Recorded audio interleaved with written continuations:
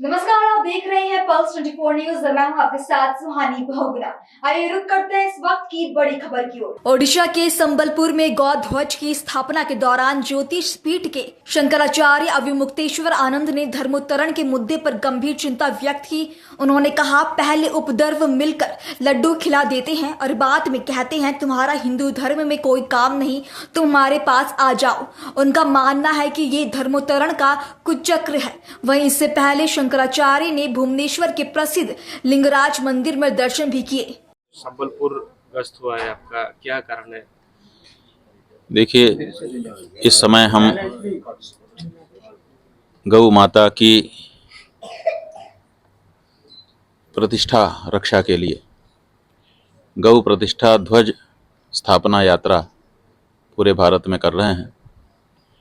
भारत के सभी प्रदेशों की राजधानी में जाकर वहाँ के लोगों से चर्चा कर वहाँ पर गौ माता की प्रतिष्ठा का जो ध्वज है उसको स्थापित कर रहे हैं। अनेक प्रदेशों से होते हुए आपके ओडिशा प्रदेश में हम आए हैं।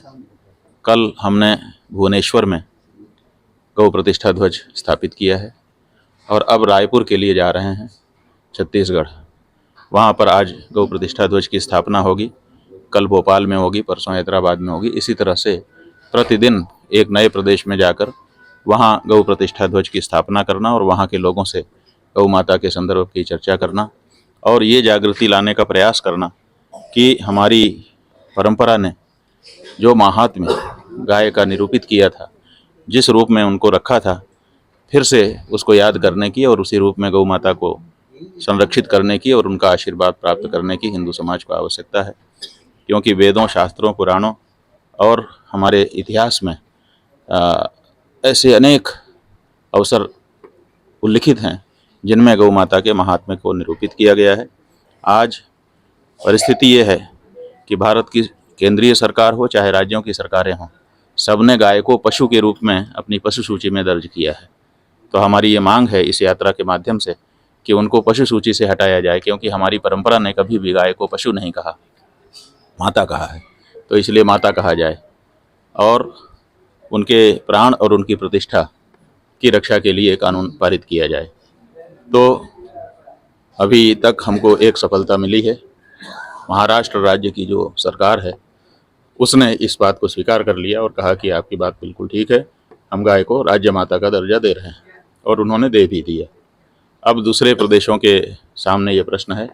हम समझ रहे हैं कि क्रमशः इस बारे में जागरूकता बढ़ेगी और पूरा देश एक समय ऐसा आएगा कि खड़ा होगा और गौ माता को, माता का जो दर्जा हमारे पूर्वजों ने सदा से दिया था, वो पुनः प्राप्त होगा। और जब एक बार उनको पशु सूची से हटा दिया जाएगा तो अभी जो हमारे लोग हैं उनको पशु के रूप में ही देखने लग गए हैं। तो जब वो पशु सूची से हट जाएंगी, माता के रूप में दर्ज हो जाएंगी, तो उनकी जो परिस्थिति है उसमें भी अंतर आएगा। लोग उनके प्रति विचार अलग ढंग से करने लगेंगे, उनका अलग प्रोटोकॉल हो जाएगा। अब अभी एक बात कहे कि जो पॉलिटिकल पार्टी गौ माता को सम्मान देगा, उसी पॉलिटिकल पार्टी को वोट करने के लिए हिंदू समाज को आगे आना चाहिए। असल में हिंदू समाज जो है वो पाप और पुण्य में विश्वास रखता है।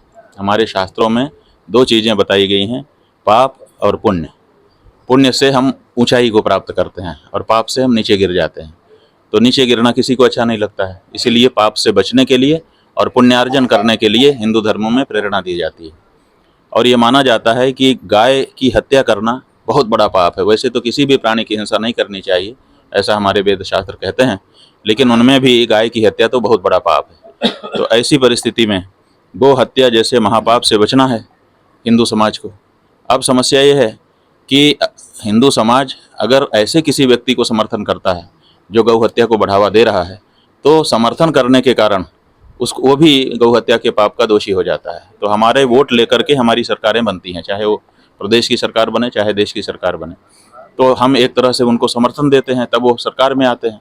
और हमारे समर्थन से बनी सरकार अगर गौ हत्या को बढ़ावा देती है और उसको विश्व के दूसरे तीसरे देश के रूप में, गौ मांस का निर्यातक देश के रूप में प्रतिष्ठित कर देती है, तो इसका मतलब है कि हम गौ हत्या को बढ़ावा देने वाले को समर्थन कर रहे हैं। तो समर्थन देने के कारण हम भी गौ हत्या के पापी बन रहे हैं। तो हिंदू समाज पाप में ना पड़े, इसके लिए उपदेश देना तो धर्माचार्य का ही काम है। तो एक शंकराचार्य होने के नाते हमने हिंदू समाज से ये कहा है कि गौ हत्यारी पार्टी और गौ हत्यारे प्रत्याशी को आप वोट मत दीजिए। जो पार्टी या जो प्रत्याशी शपथ पूर्वक ये उद्घोषणा करने के बाद आपसे वोट मांगने आए कि मैं अगर जीता तो जिस सदन की मैं जाऊंगा उस सदन में पहला काम, जैसे घर की रोटी पहली गाय की होती है, उसी तरह से पहला काम गौ माता के प्राण और उनकी प्रतिष्ठा की रक्षा का करूंगा, तो उसी को वोट देना ठीक है। और जो ये कहने में हिचक रहा है, नहीं कह पा रहा है, इसका मतलब वो गौ हत्या करेगा, उसको वोट देना पाप का काम है।